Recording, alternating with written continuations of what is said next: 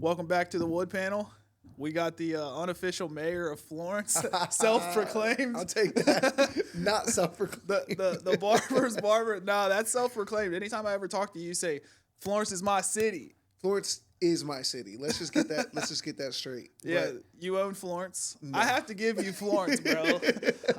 I'm the mayor of Union. So Florence is like originally from Cincinnati, moved here in middle school, and Florence is where I moved to, and it's just my piece of the world. Yeah. I mean, and not in that sense, just it's just what I'm used to. This is where I know the people, I know the area, and so I mean, you're a local legend, bro, in Florence. You're a celebrity. Look at them teeth, bro. Motherfucker shows up here with the fucking... Shout out Dr. Ford. Hey, shout out Dr. Ford. I need to get in, bro. My shit, everybody needs to get in. My shit's cooked compared to yours, bro. I'm going to have to edit my shit white because this is wild looking. But, so you were asking me before we got on here what made me start a podcast. We're both barbers, and... it's like a pretty normal thing for people to be like, this place is fucking hilarious. Y'all need a podcast. So me and Buck, one day we were like, let's fucking start a podcast. Yeah. And then I just started having people on here, and I was just having so much fun just like learning about people and stuff like that. And I was like, I love this shit. Yeah. And you get down here, you get under this light, and you turn it on. It's like, it's chill. It's just like a normal conversation after a while. Maybe there's a little extra pressure. Yeah. Probably at first. Now it's like I'm used to it. Yeah, I mean, I'm sure like you guys are. We've heard you guys need to do a podcast. They say you need to put a camera up in the barbershop and live stream. And I'm like, do you guys know how canceled we would be? For sure. I think every barbershop would be canceled because it's like they say the same thing and we're like, dude, we would be canceled. Oh yeah. And then you get down here though, and you can't even replicate what happens in a barbershop. You know what I mean? It's just so organic. When I'm in a barbershop, I feel like a fucking character. I'm like, yeah. You know what I mean? Like, right now we've just got you and me and our personalities and our experiences, and so it's only going to go so far. But in a barbershop, you've got 10, 15, 20 people at one time with all their experiences and personalities, and you just don't know what's going to happen. And I mean, I know we have. You just see so many different people. You never know where a conversation's going to go. You never know how far a story's going to go. And then you never know how politically correct somebody is. So you might say something, and then you thought it was a little far, and this motherfucker over here takes it like to the next level. I'm like, damn, there's some moms in here, bro. I had some guy straight up try to fight me at the barbershop. When? I mean, you know me. I don't shy away from political correctness at all. I'll hop in, and I'll give you my opinion and stuff like that.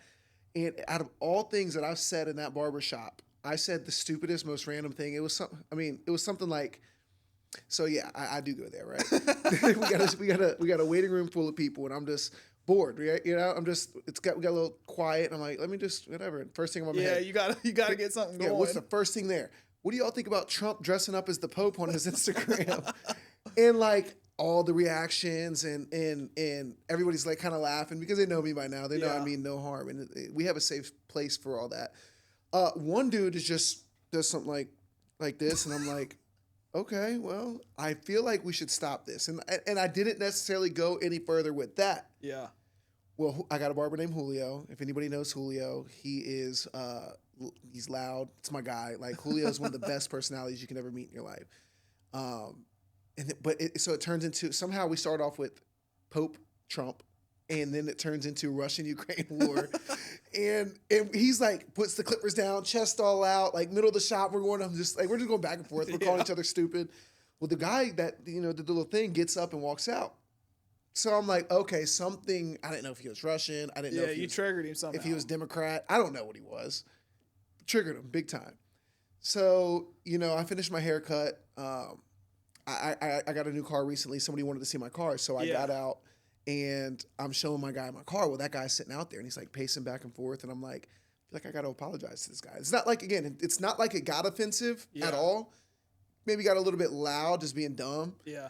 And so I apologize. I say, Sir, I'm sorry if that was a little uncomfortable. We just play around so much, For the record, that's grown up of you because that is not. I don't apologize for nothing. That's not the Darnell I know. That's new, bro. That's businessman. that's new business. That is trying to keep the reputation pure. Yeah, exactly. So I noticed it. I say sorry. Worst mistake of my life. I should just let it go. The dude just started going in on me. You think you're doing the right thing by having these conversations? This business is gonna go under, and I'm just sitting here like.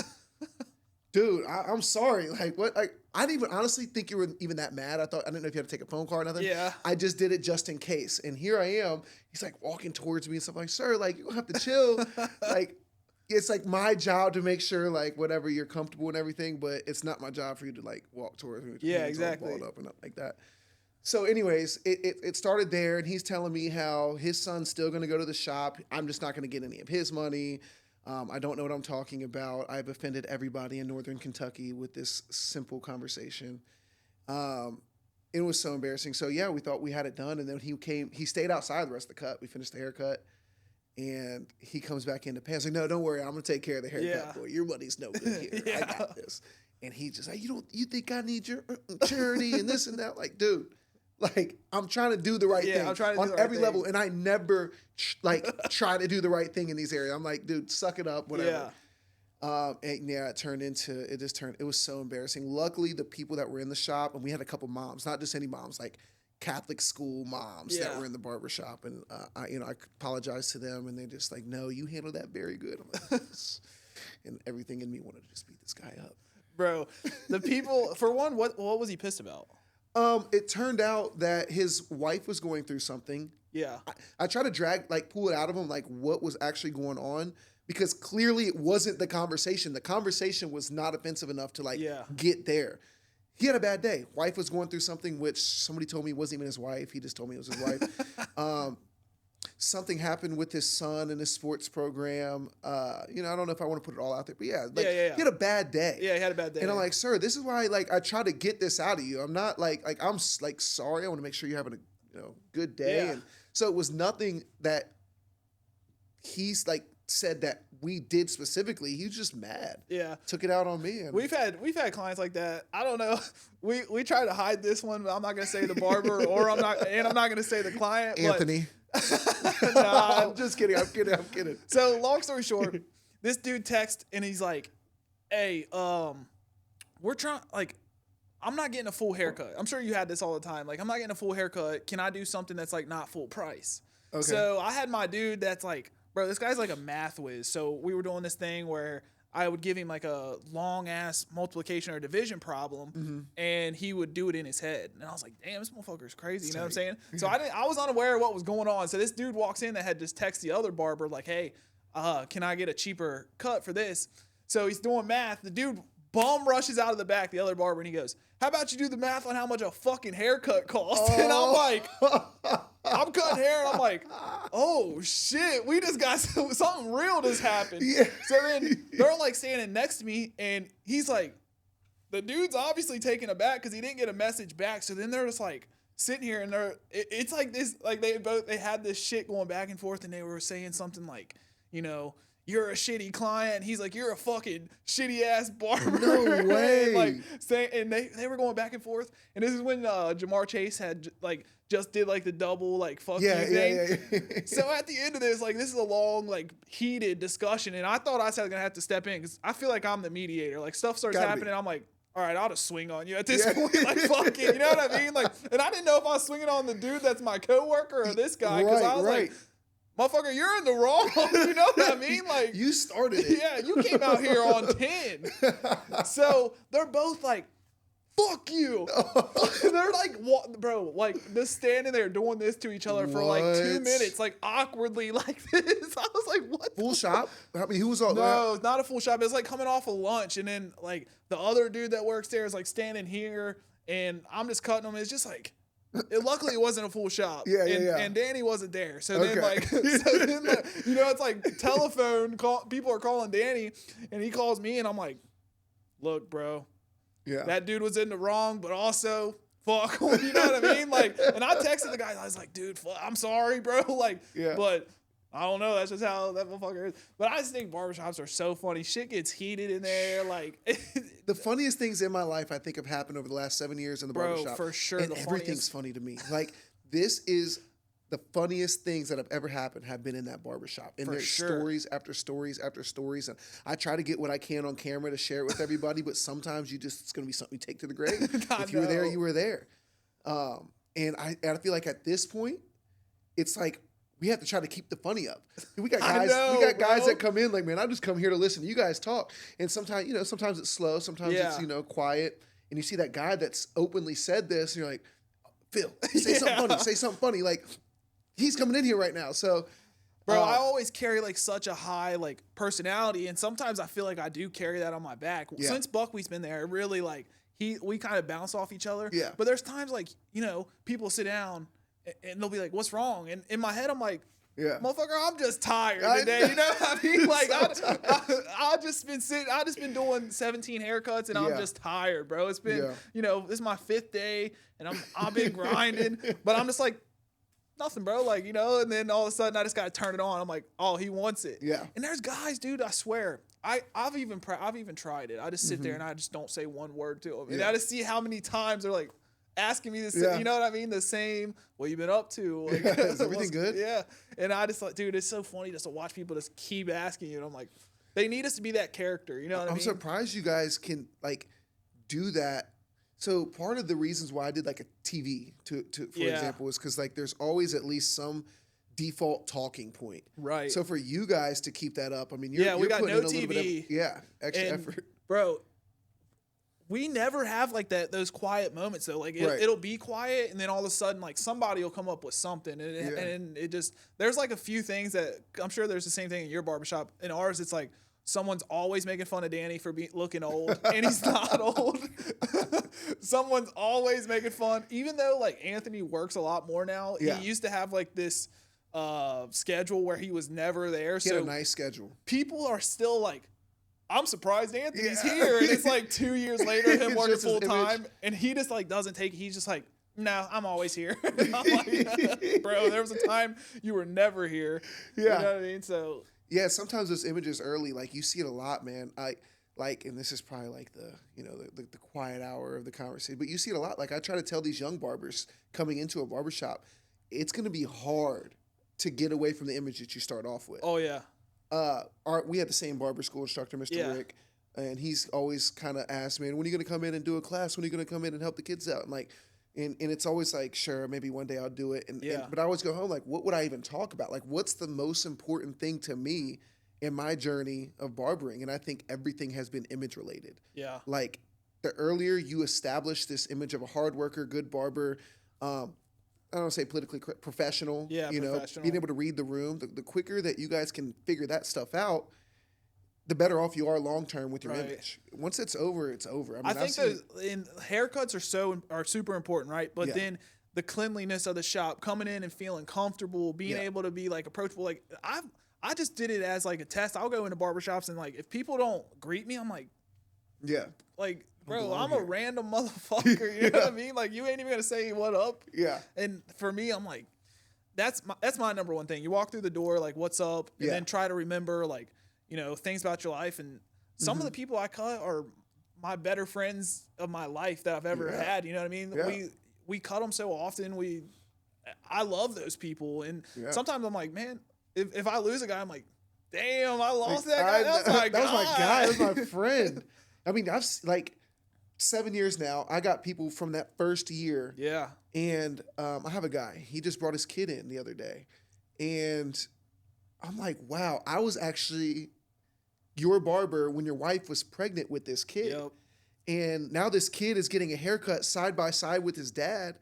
Oh, if I lost him, it'd just be like, it'd be weird. It's like, no, you're actually a part of the family here. Bro, and the thing for me is like, say, I've been doing it 6 years. Mm-hmm. So, I was cutting kids that were in 7th grade that just graduated. I'm like, bro, when you came in here, you didn't even know what a girl was. Yeah. You know what I mean? Now you're worried about Minecraft. You're vaping and fighting.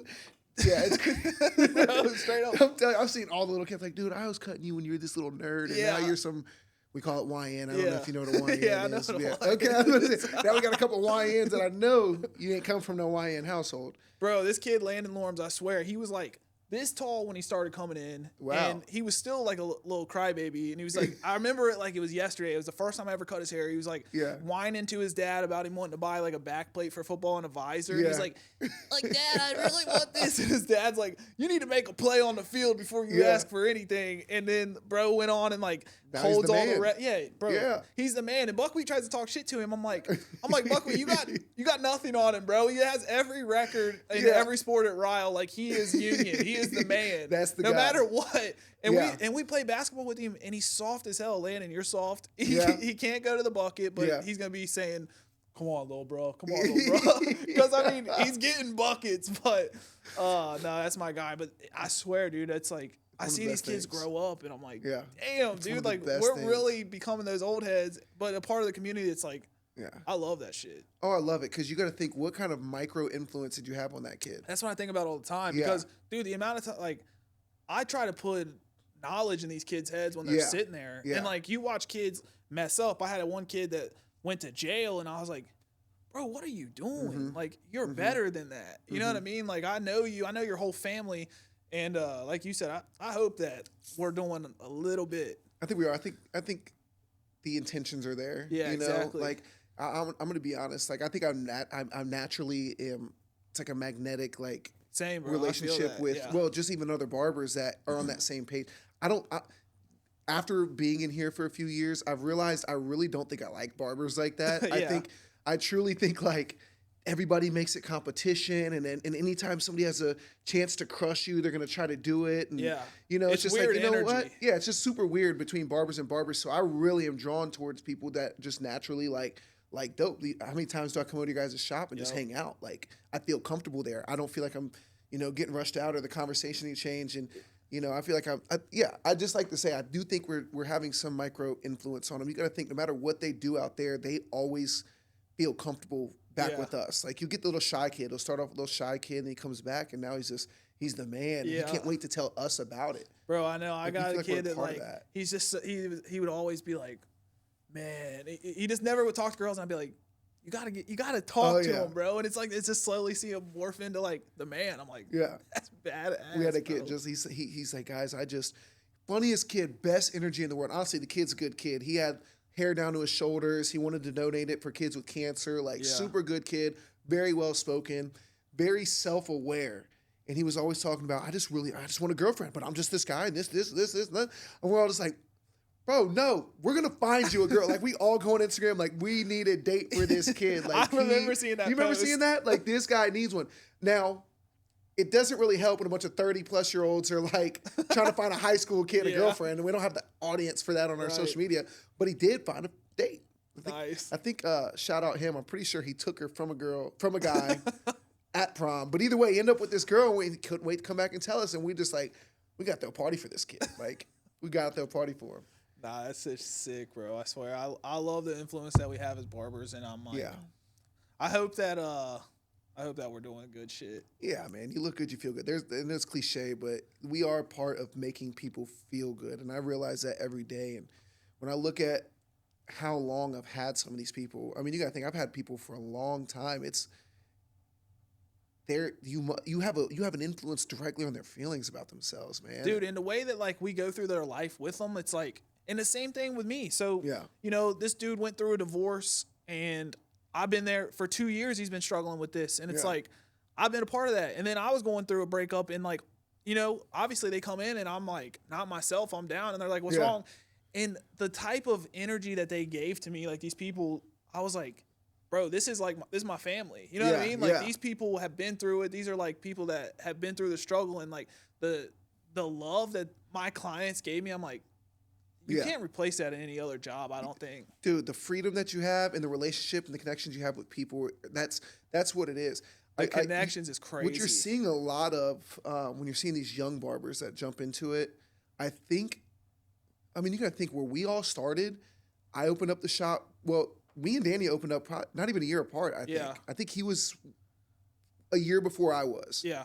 And at the time, it wasn't like oversaturated with barbers, you know, like it was just a few, but it's getting oversaturated really quickly. It is. I feel like when I'm looking at all these barbers, like, cause the school's packed, but you're looking at the barbers that they're producing. Okay, let me try to word this differently because I don't want to like discourage anybody, but sometimes you question their intentions behind it. Yeah. Is it because they see whether it's the lifestyle or the happiness or some of the things that they see some of these guys that are doing in the way that they're living it, is it because of that? Like, so personally, I got started because I loved cutting hair. Yeah. I did it when I was middle school. I started cutting my own hair, started cutting my friend's hair, and it was just my image. Like back to the image thing. Since middle school, I was the guy at least knew how to cut some hair, get everybody right before they go out. Now I'm looking at it, it's just like I think they want to try to mimic what these other guys that they're seeing. Yeah. Without the passion involved, without the genuine like what we're saying. We want to. We never take for granted the effect that we have on the people that we're cutting, and I just don't. Maybe I do need to go back to school. Maybe I do say, guys, like, look, this is cool, but it's not as easy as we're making it look. Yeah. This is not as easy. And that's the thing. Like, I tell the guys that like, because my cousin and my brother work with me, and I try to tell them, like, it's hard to. You become that old dude, and you're like, you don't understand the struggle that it took to like get this shop to where it is. You're kind of like feeding off of all the stuff that we put into it, but you got to have that same energy to keep building it into something better. You know what I mean? It's absolutely. like we've won best of barbershop in Northern Kentucky 4 years in a row. Yeah, 4-timers. And it's like, this year, humbly, we didn't even push it. We didn't tell anybody. We just guys won. did it. Yeah. You know what I mean? And it's like, for me, I'm like, we have that quality to uphold, but you guys got to understand, like, there's a building process to that. And I hate just seeing like, sometimes I get on, I'm like, bro, you guys, you're not putting in the work to actually want this. And I'm sure that's in every industry. And I'm sure the old heads said that about us, you know what I mean? Like, oh, they want to charge whatever. And right. But I hate seeing like, oh, I'm gonna walk out of here and charge 120. You see it all the time, and I think YouTube has a part in it. Yeah, I do think that maybe some of the things that that we post out there, I post some things. I've seen you post some. You got a whole other side business on top of that. Like, maybe there's just this, like, again, my wife actually the one that said it. She said with me, she's like, you've made this look so easy that I think a lot of people think they can do that. Yeah, exactly. It's no surprise that my career had a couple of lucky doors that have been open, right? Yeah. No surprise. But I was booked before those doors opened. Exactly. I no matter what, I remember I was doing like 8 to 8 Monday through Friday, 8 to 3 on Saturdays. Like, I just would grind. And again, back to the image thing, I was already in the area, a guy that had already made the image of somebody that cuts hair. Yeah. So whether, those things opened up, those doors opened up or not, I have no doubts that I would have been, good. Yeah, because like in school, I was striving. It felt good when people were like, "Who's the guy that cuts everybody in here?" And it was like, "It's Logan, bro." Yeah. It's like, yeah, you know what I mean? Like, he cuts everybody, and I liked that. I liked being the guy that like, who's clean, and it's like, it's me. And at after school, $7 haircuts, you want to be the guy. Like, well, look, that's the one. Yeah, like, and you have a line. And I was like, and I feel like that just keeps going. You know what I mean? And we have a quality to uphold, and I just feel like we're doing it, but it's not. We didn't. I was cutting hair for $20. You know what I mean? And that doesn't sound like a low price, but where we came in, now people are making $35, $45, and I'm like, bro, you don't understand the difference of like these walk-ins grinding up haircuts, $20, and like you're not. Your pockets are nowhere near as full as what they are now, and it's easier to make a lot of money, but you're reaping the benefits of what we grew off of walk-ins and a thing, and it's like, just make sure you understand that shit. You don't want to throw it in their face, because I have to always watch myself. Like, I didn't want to own a shop. I'm not like this boss. Maybe I have some leadership traits like naturally, but I'm not like a guy that, like, if I got something that works, I don't mind sharing it, right? Yeah. But I'm not this person that wanted to own a shop, to be this shop owner. I wanted to do something a little bit different than everybody else that had a chair open for me. That's all. It was nothing against anybody. I just wanted to be my own boss. I didn't want anybody. I left a warehouse where, it was part of my life, the warehouse, but you had people that were literally in control of your life. And I just was like, you know what? Let me at least gamble on myself. Let me just get control of my own life. So being in this position now that I am the shop owner, and 7 years down the line, when myself and some of the more tenured barbers that have been there helped build, shout out Primetime Philly. I love Phil, bro. That's my guy. But seeing something like that we built, they are like, you don't want to like throw it in their face. You're lucky to be here. Yeah. Right. But you also want them to understand like, you're lucky to be here. Yeah, exactly. Because the shop, the brand, the reputation, it's already been built. Because how many shops are just popping up and dying? You know what I mean? Or, I mean, you're going to see it, and you're going to continue to see it because there's nowhere to put anybody. Yeah, exactly. These shops are going to pop up. They're going to, you know, you just hope everybody wins. But the reality is they're not being, here's what, they have no person in the shop to look up to. Yeah, exactly. To hold on to that image, to at least create the image, create a level of professionalism, and you're going to see it. I mean, they're going to pop up, fade away. And so that's where I want to tell, like, and when I'm having these conversations, like, look, all I want you to do is keep your station clean. Yeah. All I want you to do is somebody walks through that door, we do whatever we can to take them. Yep. You know, simple stuff. You don't have to do the stay here from come in at 8 and stay till 8. Yeah. Just we're not asking for too much, but sometimes it feels like it is to them, and it's like, bro, it's really common sense. Because what you get back sometimes, you're like, dude, what? That one guy that you took on that walk-in could be part of your car payment for the rest of your life. Like you know what I mean? Yeah. And like, that's how I look at it. I do too. Dude, I got guys that I'm literally like, you're my Wi-Fi. Like, this is the Wi-Fi payment. This is portion of the car. Like that's like how I start looking at it. And I want them to stop looking at everything like money. Yeah. We had a guy. I'm not gonna out anybody. I would love to, but I'm not going to. I'm definitely not. But we've had guys. We had a guy who's super quiet, and we're like cutting. Didn't say a word to anybody, and it's just like, hey, what was that guy's name? I don't know. Yeah, but he paid me $35. That's crazy. He would call you. I mean, you're 35 to him. Yeah. You're not Tyler, Andrew, Sean. You're 35, and I'm just like, how is this going to be a long-term thing? And maybe this is a stepping stool to get into something else. Barbering is good for that. Yeah. Like, again, you have a whole other business. Right. I'm starting to look in other directions because now I've got the freedom to do it. Yeah, exactly. So if you're looking at it like that, that's fine. But if this is what you want to do forever, how in the world do you think not knowing these people that are paying your bills? That drives me nuts, dude. I had this guy that I work with, and he, you'll be like, hey, what's that guy's name? And we'll say, we ain't seen so-and-so. And he's like, who's that? I'm like, he's been coming here for 7 years, bro. Yeah. He's been coming here since before I worked here, bro. Yeah. And you know what I mean? And I'm just like, how do you not want that relationship? And but, I'm like, dude, I put relationships over everything in our job. Like, I love the relationships that we build. That's just relationships, connections. I mean, dude, like, I wouldn't have these beautiful teeth if it wasn't for the connection I made with my dentist, stuff like that. Like, cars, I got this viral car salesman that's always got my back on car sales and stuff like that. Shout out, Brody. Yeah, this is just a moment where me and Logan shout out all of our customers, all of our clients that are just literally like, we couldn't do it without you guys. Yeah, I mean, like, seriously. Bro. I wish I get on Instagram and do it every once in a while. I wish people could see the passion behind that little Instagram shout out. Just like, guys, we really do appreciate you. Like, you have no clue. That's why I try to like, it's a lot. It's a lot more than what people think. People really think we just cutting hair, but like when you, that's part of it. Like, you have to be personal with every single person.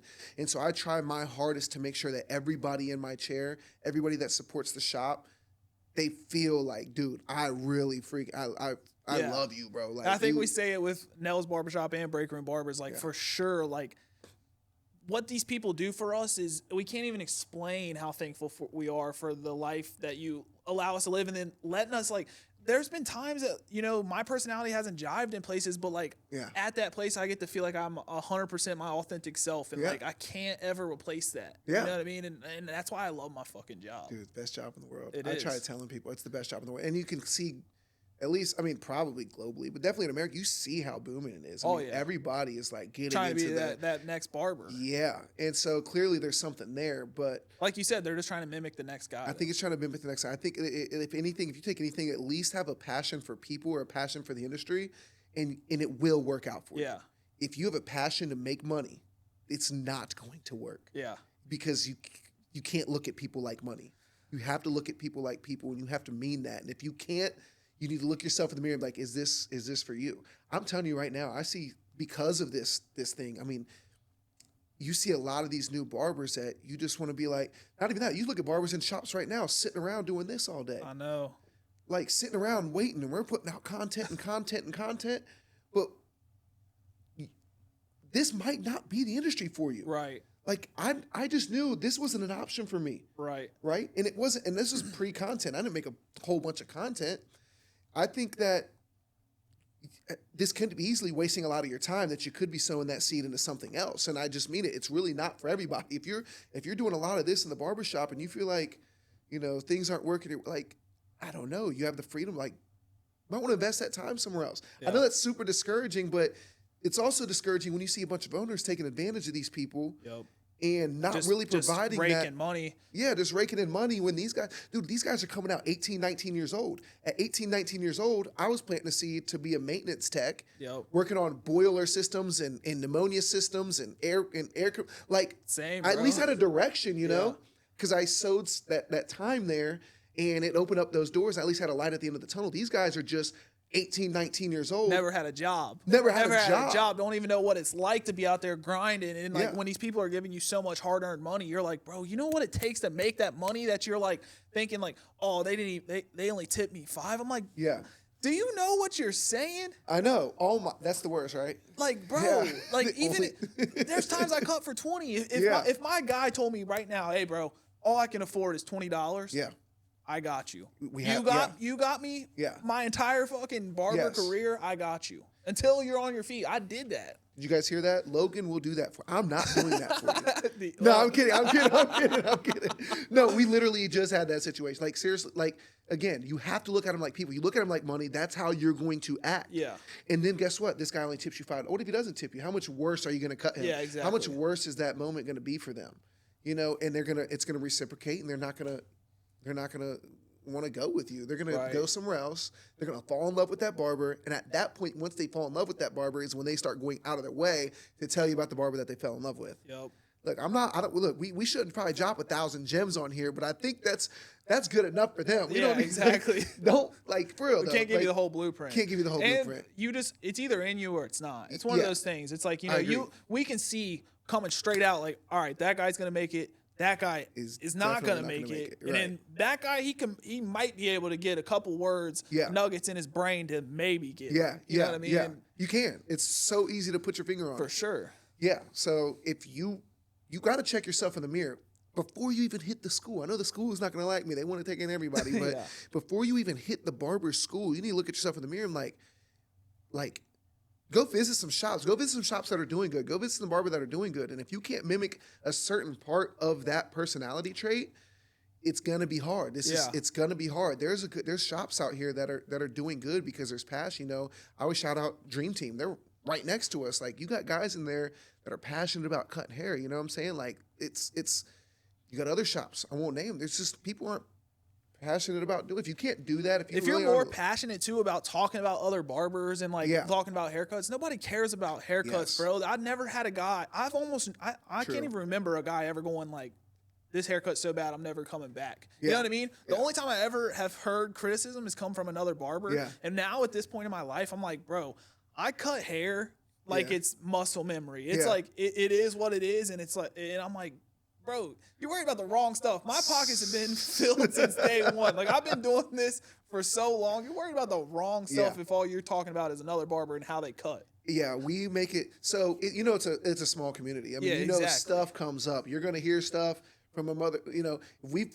I'm sure it's no secret. We probably messed somebody up so bad they gone to break room barbershop. Like, it's something happens. I mean, it's a tight. Barbers know barbers. Yeah. So sometimes you get caught up in that, and you have to immediately be like, man, this is probably making us look bad by talking about this other barber because it looks like it coming from a place of desperation.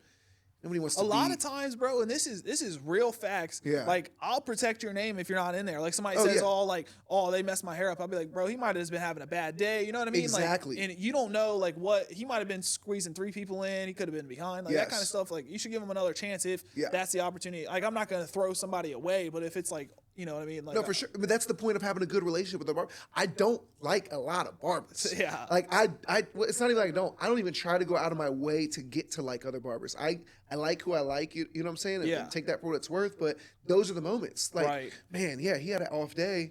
That's my guy, though. Yeah. Oh, you used to go to him? Man, let's call him right now. You know, like, how many times have we FaceTime We've with the done client? that. Yeah. We've literally done that. Like, it's good to be in good standing with all the other barbers, because if you're not, I mean, because then there is those moments where because your name can be ruined that quick, and you don't know who this guy that you're cutting knows. He could know everybody, and if you say like this dude's trash, everybody could think this dude's trash. Dude, image.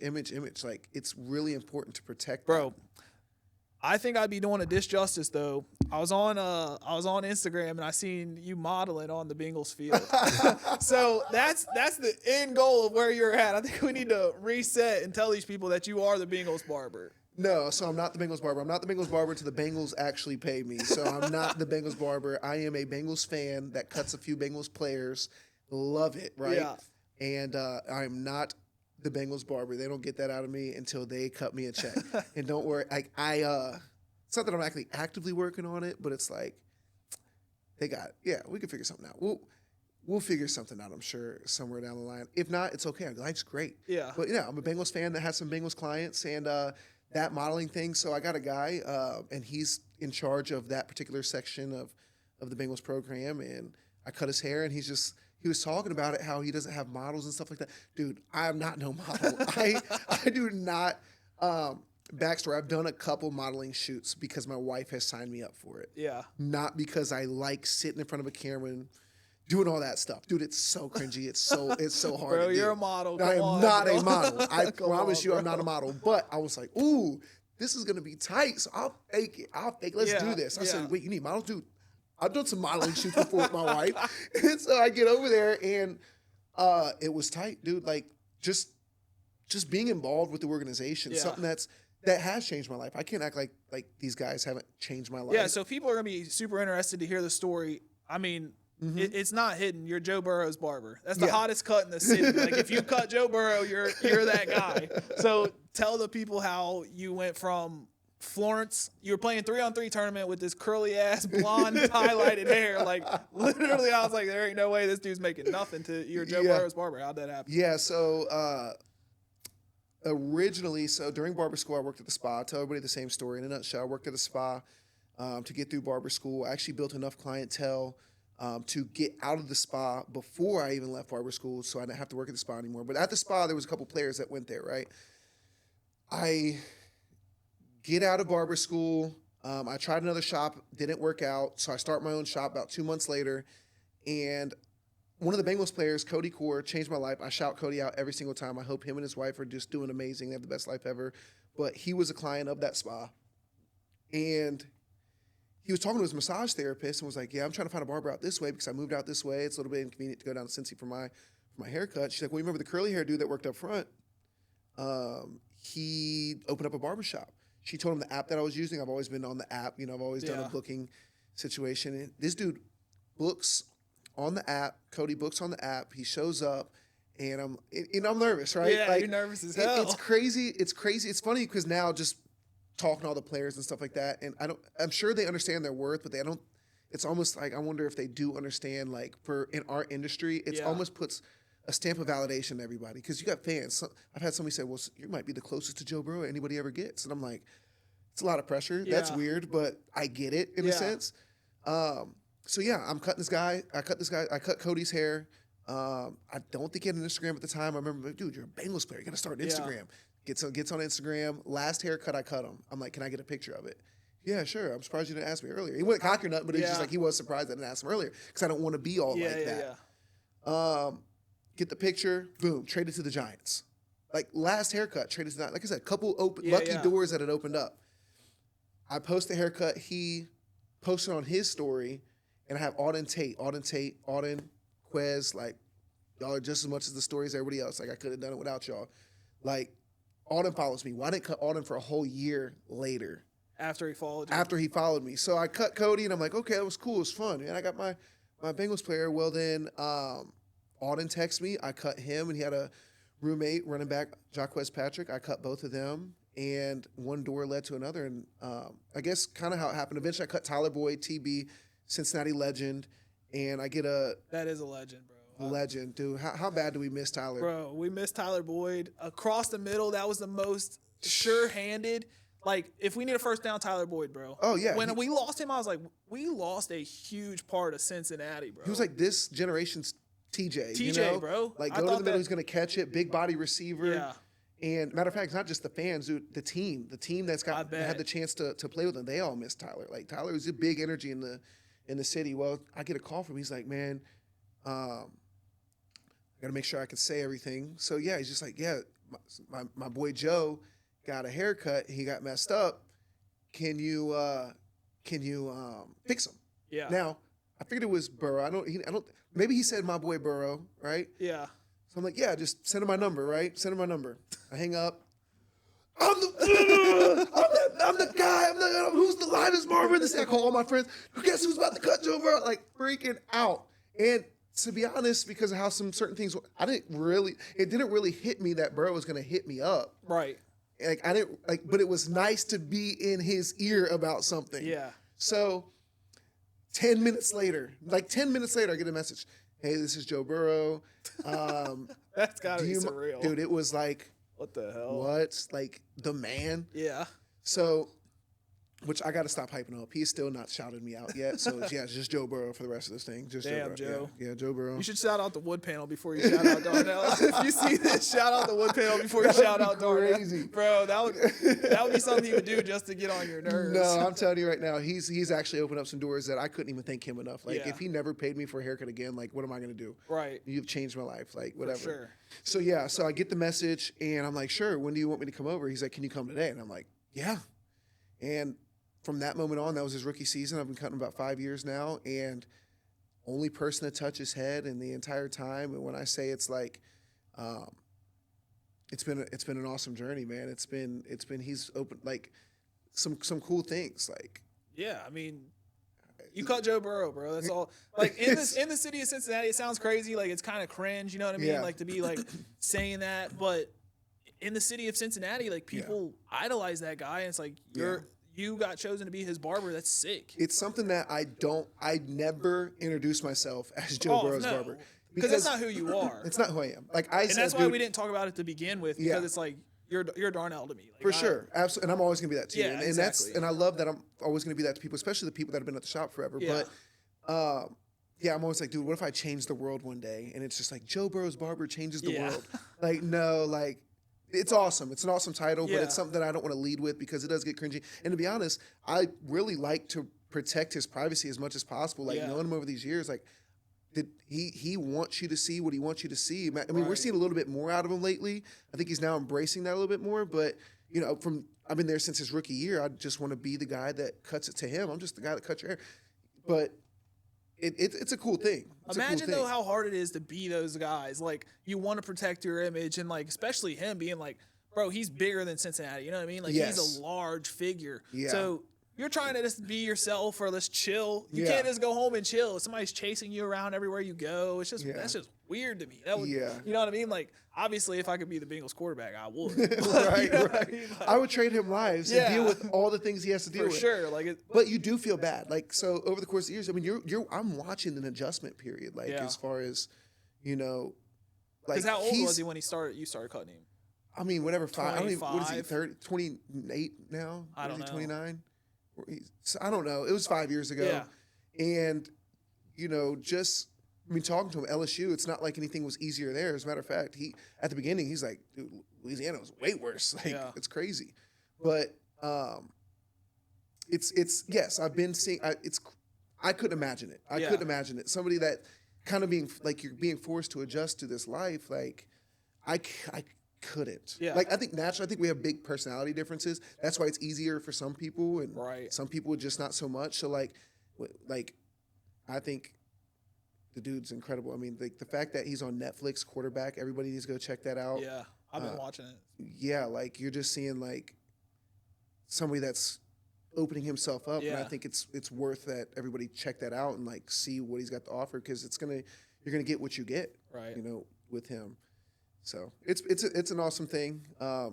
Great dude, nothing but great. Like I said, he's opened up some doors.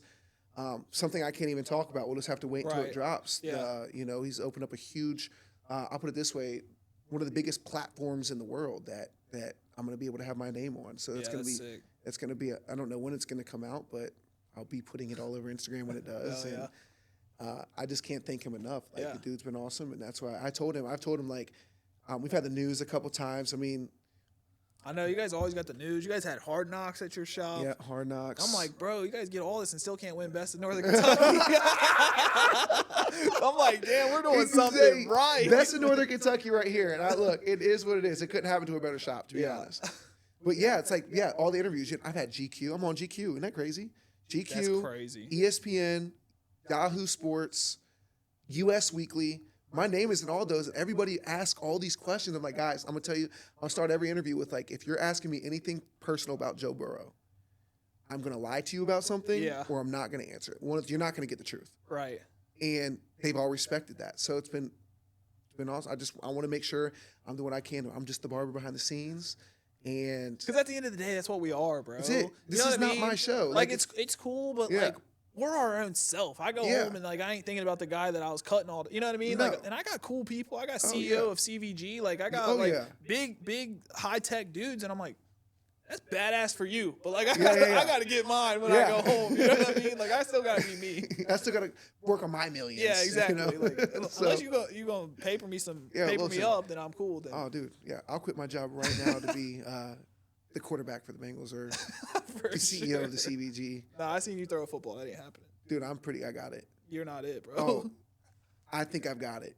I think I've got something special. Matter of fact, there's a couple, a little throwing again, I don't even know if I'm allowed to say any of this stuff, to be honest. I got to really walk on eggshells. But I had some guys on the team, and I'll put it this way. Yoshi, he's telling me, we have a Burger King next to our shop. He's like, I bet you can't hit it. I bet you can't hit this Burger King.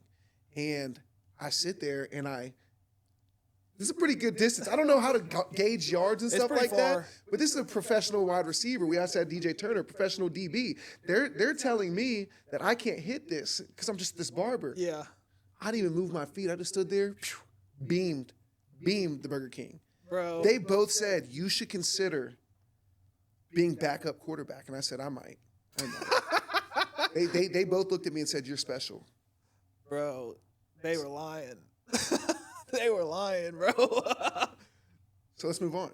Yeah, I'm just kidding. I mean, let's move on because that did not happen. Yeah, that did not happen. I missed so bad. I hurt my shoulder. I knew that was the actual case. Dude, I couldn't. Yeah, bro, we were doing the same thing, and I used to play backup quarterback in high school, right? So I thought I was something, and me and Buckwheat, who I never would have considered him to be more athletic than me. He's fast. Mm-hmm. He threw a ball farther than me, and I realized, like, damn, I'm gotten old. You know what I mean? Doesn't that suck? Yeah, because I'm like, I'll turn around and beat your ass right now, bro. Yeah. Oh, yeah. Let me tell you something. I have a knee that doesn't work, and I have a lower back that doesn't work. Both because I'm sitting here still trying to prove myself.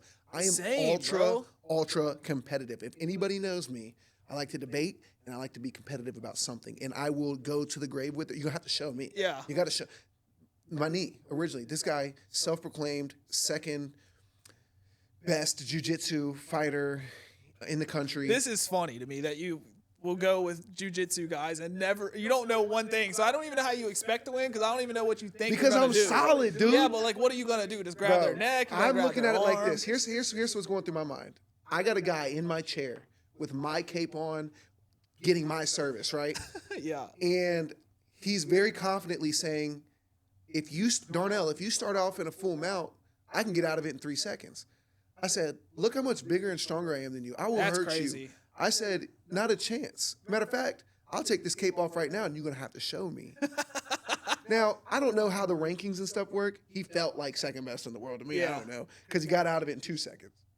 And what did he do to get out? I can't even what am I supposed to tell you? I don't know. He just got out. I don't know what the move was called. He just got out quick, and I was embarrassed. And the way I was trying to compensate for the power, I was driving my knee into the shop floor. Look, 30-something years old, and I'm resting on hardwood floor with a guy that knows what he's doing. Yeah. But I was fully convinced I could whoop him. Like, I was so convinced I'm convinced I could whoop a lot of people, and I just got showed that day. And the back, what was it? Back, all right? I'm with NFL lineman, 6'8", right? What am I doing with the 300-pound, 6'8" lineman in the NFL? And, I don't know what I'm allowed to say or not like that. He puts on his Instagram, but he knows who it is. Yeah. And we're practicing MMA together. 32 years old. And we're getting in this move, and he does this little simple thing, big, strong butt. And I'm like, can't even freaking move right now. Dude, the amount of times I've tried to prove myself. Hey, I've proved myself too, though. I have had some shit where I was like, I still got it. Yeah. You know what I mean? Yeah. But then there are sometimes I'm like, damn, I'm going to feel that one tomorrow. Yeah. Dude, let me just for the record, if you're not trained, I will whoop you. Like, these are the only, if you're not a professional athlete or you're not trained, some of the professional athletes I'm going to whoop, let's just be honest. But if you are not trained, don't try me because I'm going to do it. Hey, I can't lie. So Nells Barbershop has a reputation for just talking shit. Like they're the whoopers. Yeah. And at break room, all of us are experienced wrestlers. So we do say all the time, like, hey, we need to run it. Because, like, if I whoop you, you're obviously bigger than me. It's going to be a thing on Instagram like, damn. That motherfucker, I wouldn't even. And it sucks because if I get you, it's just going to be like, yeah, he's just way bigger. Yeah, I don't have much to lose. They're going to be like, oh, you wrestled, but, like, that's why weight classes are a thing. But if I whoop you, it's like, either A, he's a bad man, or B, he's a bitch. No. And I don't have no when it comes to that stuff. I think it's the way we were raised. Like, it's funny when again, this is like a generational thing, but me and Phil talk about this all the time. We got these kids that are coming in. They're like 21 and under, and they're, we ask little questions. They're having all these stories like, well, man, you think you would whoop him? You think you'd beat that? Oh, bro, that's the number one thing. No, I can't whoop him. Are you serious? That guy's, look at him. I can't beat him up. And we're just like, what? Like, you admit to that? Yeah. Don't you know what happens if you admit that somebody can whoop you? You're already whooped. You're already whooped. And you're just soft, and they make fun of you, and they try you every 10 seconds. And so it's like, I don't know, I'm just from a generation, you got to show me. I'm not admitting to nothing. We don't know. Bro, I used to drive with boxing gloves in my trunk. Yeah. Anytime somebody said they were bad, I was like, I got gloves in the trunk right now. Let's we could run it. Yeah. And it was like just a thing that I would just always be just running phase with people all the time, bro. And it's like, now I think about that, I'm like, that's wild as hell. These kids are not doing that, dude. Yeah. I showed up to Silver Lake, big old brute. Like, I'm talking like 200 people circle around us because, like, they know he's bad. Yeah. And I dropped him. He got up. He did rock me when he got up. But I dropped, bro. It's like one of the, like, 3 of my little white friends are standing there, and I just dropped this, like, Goliath, bro. I felt like the man. I was like. Hey, look, and we're going to risk that loss just to feel that feeling. And that feeling is everything. Yeah, that feeling is everything. I need to say no. I do. I mean, we're getting older. I'm learning to say no, and, like, that shit talk part of me is like dying, bro. Inside me, it's like I'm just like they start saying something, and I just like act like I didn't hear it. I'm like, you know, like I'm gonna let them go on this, but I'm gonna let Buckwheat take this one. Well, like I said, like you said, we have a shop that's known for it. We literally do that all day long. And there's 8 of us. Yeah. Right. There's 8 of us, and we're all annoying to each other, and we're all very, very toxic. And so it's just. Just do it, and that's just again, bro. Anytime 3 of you guys come to our shop, we always right when you guys leave, we're like, we could never work in that environment, bro. We'd be too angry all day. Like I'd be walking out of there pissed, like heat behind my eyes. I couldn't see straight. Yeah, the fact that there's like now 8 of us that are. It's surprising to think that because we go there, like you said, we told each other we have to have thick skin to work at this barbershop. Our clients have seen this too. You have to have thick skin. We go there with each other, and sometimes clients are like, oh my gosh, what is going on here? But they see because our connection is so tight, like, dude, you can't say nothing bad about those guys around me. For sure. You can't say nothing bad about me around them. Exactly. You know, we have such a tight connection that we know we can go there because we know that we've got each other's back to the fullest. Bro, Chuck's the biggest shit talker I ever met. Yeah. And when you guys are in front of each other, he goes at your neck, but when you're not around, Chuck takes up for you like to the T. You know what I'm saying? Like you're his guy. So it's like it's Same fun way. to like see that connection. I'm like, hell yeah. It's part of fuck it. Darnell and fuck Chuck. Well, I'm telling you, it took years to do that. You gotta I'm just now at the point where I've been here 7 years, right? You guys had how many of you guys? Like you had a full shop immediately. You had to add a chair. Yeah, so it was just me, Anthony, Danny for a while, and then Connor was there for a little bit. Connor came on for a little bit, and then he went and opened his own shop, and then Buckwheat's been there like 3 years now, so it's been a full shop. You know what I mean? I'm 7 years, and I'm just now there. Matter of fact, it's not even gonna be a full legit full shop until September. So it's incredible that we've been able to find people that are all on that same plane. You know, that same playing field, because it is a hard place to work. I do need to be a better job. Again, I guess I signed up for it, but I don't want to be the boss. Yeah, I don't want to be the it's manager. crazy. Just like you saying that, like getting put into a role that you're not like, I didn't sign up for this. You know what I mean? But then you kind of just gotta got to go with what you got. And I'm so bad. You got a responsibility that you didn't know you were going to have at one point in your life. You know what I mean? Like, you can't say stuff about Joe Burrow's life because you're like, I can't. You know what I mean? And normally, like, your old self would be like, fuck that. Yeah, like, I want to do whatever the fuck I want, you know? Yeah. It's crazy, man. So what's your we'll wrap this up. What's your future goals? What do you see for yourself? You don't have to out your platforms and all this. I know you're too big time, but no. I think the future goal, I have goals that I'm open to. Yeah. You know, whether that's being on-set barber. I've done some on-set stuff. It was an incredible environment. It's very stressful. But I think I really got addicted to that type of pressure quickly. So whether it's on set, whether it's the team, where they're officially paying you, and even outside of barbering, I don't have a goal. That's been the hardest part about working for yourself. Yeah. Is you have to create your own light at the end of that tunnel.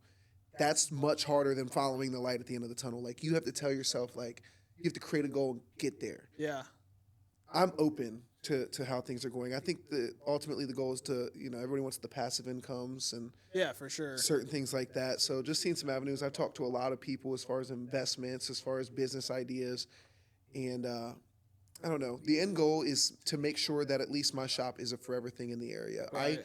I love Florence, Kentucky. I do really rep Florence, Kentucky more than anybody that I know. You put it on for anybody that'll listen. Dude, yes, exactly. Like, but for real, I love Florence. And I think Florence, it's like, I look at Florence like this gym that I just want to show the world, like, man, like, that's great, but you got to come check out Florence. Like, Florence is awesome. And some people are like, dude, it's just Florence. Nah, like, I really do love it. So I want to make sure that at least, no matter what I go in life, that Nells Barbershop is always going to be there as some type of staple or some type of pride in the community.